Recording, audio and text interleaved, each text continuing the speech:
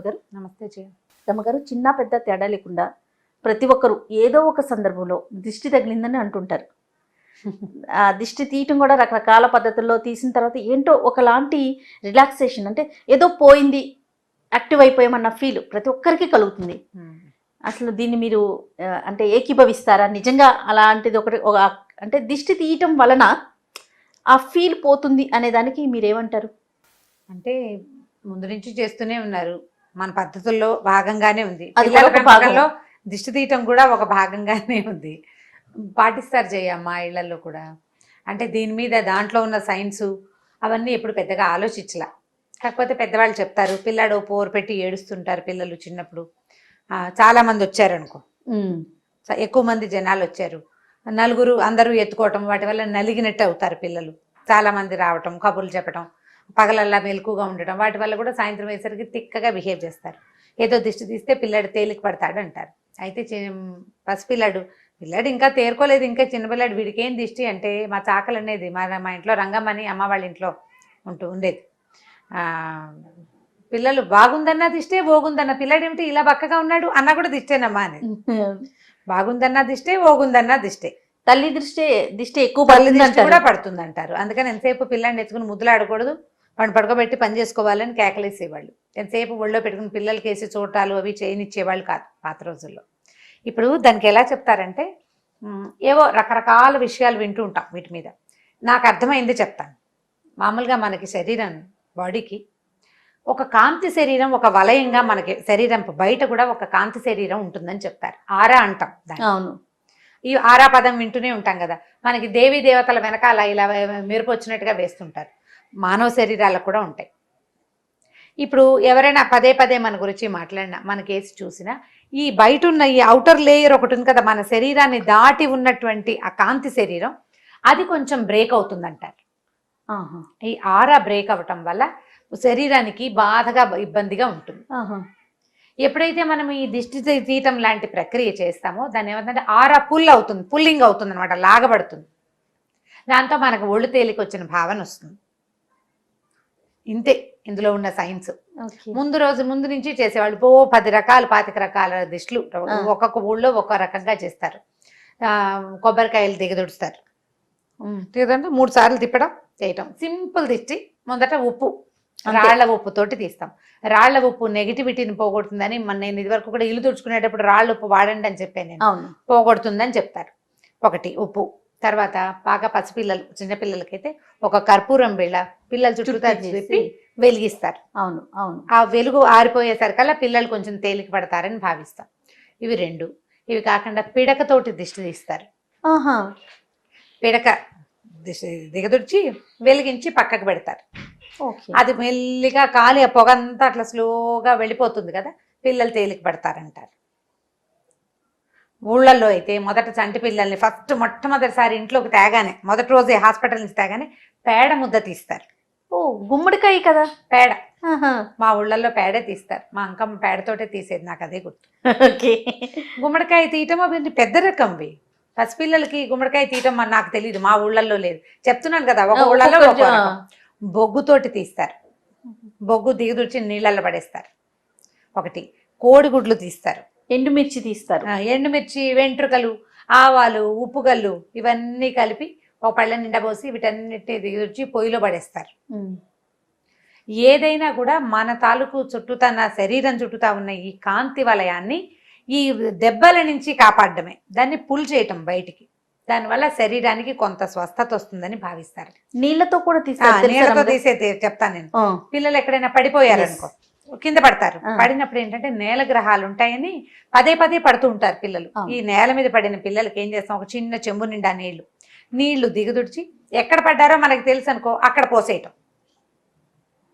ఎక్కడ పడ్డారో పోసేస్తే ఇంకా మళ్ళీ పడకుండా ఉంటారని ఒకరు చెప్తారు. అక్కడి నుంచి ఎర్ర నీళ్లు దిగదొడుస్తారు. మా అబ్బాయి నాకు తెలీదు, మా ఇళ్లలో చెయ్యరు.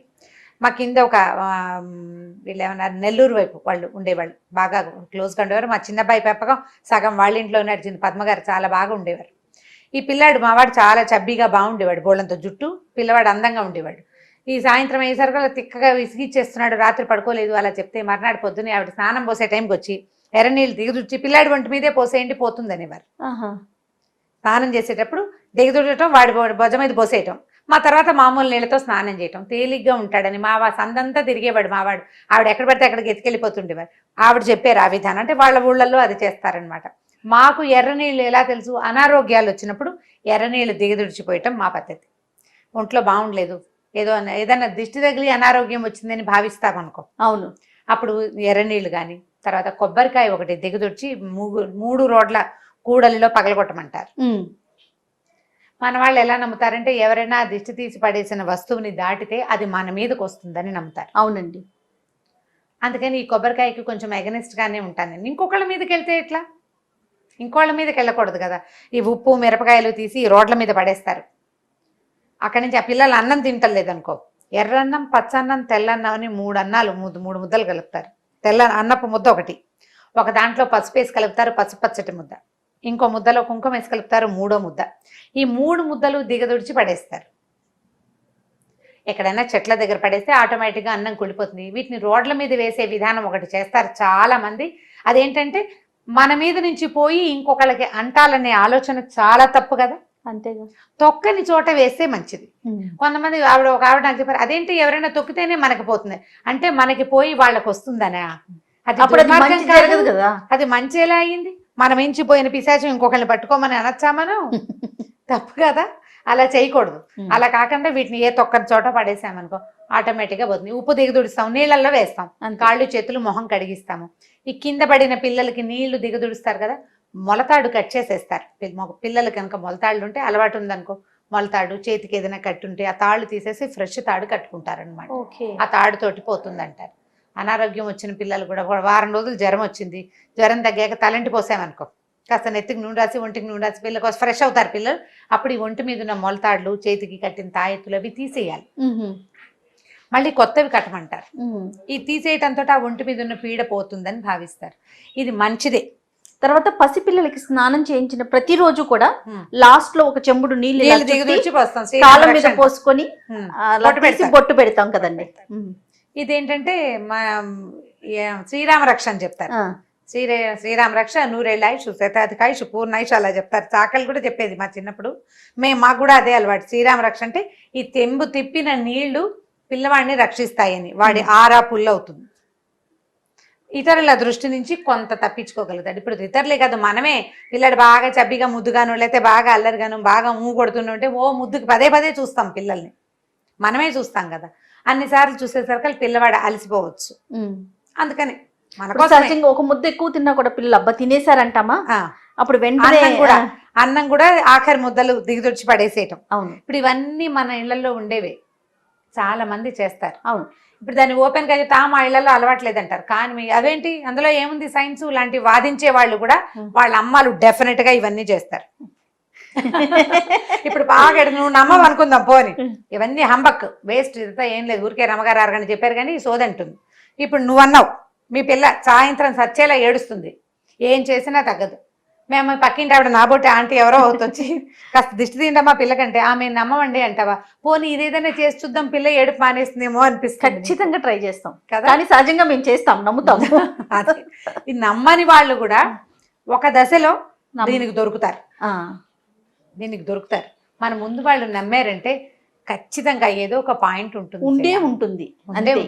మన ముందు వాళ్ళు ఎవరు పిచ్చివాళ్ళు కాదు, మనం ఇప్పుడు చదివేసుకుని తెలిసేసుకున్నాం అనుకుంటున్నాం. మనం తెలిసేసుకున్న సంగతులు వాళ్ళకి ముందే తెలుసు. నీకు కాజులు చెప్పడానికి పుస్తకం మీద రాసి ఇంత పెద్ద లిస్టు రాయడానికి రాదు, కానీ వాళ్ళకి తెలుసు ఖచ్చితంగా. అమ్మమ్మలకి నాయనమ్మలకి తెలిసినన్ని ఆరోగ్యపు చిట్కాలు ఎవరికి తెలియదు. అవును, ఇవాళ రేపు కొంతమంది పీడియాట్రిషియన్లు కూడా, అంటే డాక్టర్లు కూడా అమ్మమ్మల చిట్కాలు ఫాలో అవ్వాలనుకుంటారు. అమ్మమ్మ ఏదో చేసేది చిన్నప్పుడు అని చెప్పేవాళ్ళు నాకు తెలుసు. వీళ్ళు సొంతంగా వైద్యం చేసుకోగలిగి కూడా నా అమ్మమ్మ చిట్కా కావాలి, ఎందుకంటే అది ఖచ్చితంగా ప్రూవ్ అయిన మెథడ్. కాబట్టి ఈ ప్రూవ్ అయిన ఈ విధానాన్ని వాడుకోవచ్చు. కార్లకి కడతారు, బళ్ళకి నిమ్మకాయలు కడతారు, ఏవేవో బోల్డన్ చేస్తాం. షాప్ ఓపెన్ చేసే ముందు దిష్టి తీసి బయట వేస్తారు. సినిమాలకు గుమ్మడికాయ కొట్టడం అనేది ఒక పెద్ద ప్రోగ్రాము. మరి అందరూ చేస్తూనే ఉన్నాం కదా. చిన్న పని, ఒక చిన్న క్రియ, దానివల్ల ఏదైనా ఒక ఉపశమనం లభించేటప్పుడు ఎందుకు చేయకూడదు మనం మాత్రం? దానివల్ల ఎవరికి వచ్చిన నష్టం ఏం లేదు కదా. కానీ ఇందులో మీరు ఒక వ్యాలిడ్ పాయింట్ చేసి చెప్పారు రమ్మ గారు, మన దిష్టిని తీసి రోడ్ల మీద వేయకూడదు, వేయకూడదు. అది ఇంకొకరికి అంటుతుంది అని మనకు తెలిసి ఇప్పుడు కూడా ఎలా అంటే చూడు, పడేశారు అనుకుందాం, ఆ, దాని మీద చెప్దాం పాయింట్. వీళ్ళ దుంపల దగ్గర ఎవరో పడేశారు దొంగ మొహాలు అని తొక్కిన వాళ్ళు, దాటిన వాళ్ళు, చూసిన వాళ్ళు తిడతారు. తిట్టుకుంటాం. ఇప్పుడు వాళ్ళ తిట్లు ఎవరికి తగులుతాయి? ఎవరు పడేశారో వాళ్ళకే కదా తగలాలి. వాళ్ళ రోడ్డు మీద అన్నారు మాకెందుకు తగులుతుందని నువ్వు అన్నట్టయితే నువ్వు పడేసింది పోతుందని ఎలా నమ్మేవు నువ్వు? అంతే అంతే కదా. పడేస్తే పోయేది, తిడితే వస్తుంది. కాబట్టి ఇతరులతో శాపనార్థాలు పెట్టించుకోవద్దు. దానికన్నా తీసుకోకపోవటం మంచిది కదా. తీసుకోకపోవటం మంచిది. ఒట్టి నీళ్లతోటి వాటితోటి ఏమీ రాదు. ఎదురుగుండా ఓ పిల్లాడు వచ్చాడు, మనం ఒక చెంబు నీళ్ళు దిగుచూచి బాకెట్లో పోసాం, దానివల్ల ఎదురింటికి పక్కింటికి వచ్చేసేది ఏముండదు, మాకేదో వస్తుందని అనుకుంటారు, వాటితోటి ఏం రాదు. ఇలా పదార్థాల మీద నుంచి చేయకూడదు. నీళ్ళతోటి నీళ్ళే ఉంది, కాసేపట్లో ఎండిపోతాయి. కానీ ఇప్పుడు ఈ నిమ్మకాయలని, కోడిగుడ్లని, కొబ్బరికాయలని, ఎండుమిర్చి అవి ఎక్కడికి పోవు కదా. అందుకని అలాంటివి చెయ్యొద్దు. కానీ చిన్న సైజు రకంవి చేసుకోవచ్చు. కొంతమంది పెద్దలు కూడా దీన్ని సమర్థిస్తారు, ఇది మంచిదేనని చెప్తారు. నేనేమంటానంటే మంచి చెడు ఉపశమనం కలిగేటప్పుడు పెద్దవాళ్ళు చెప్పిన ఒక విధానాన్ని మనం వదిలిపెట్టకుండా చేసుకోవచ్చు. పాటించడంలో తప్పులేదు. తప్పలేదు. రైట్ రమ్మ గారు. ఓకే రమ్మ గారు, ఇంకో టాపిక్ తో కలుద్దాం. తప్పకుండా.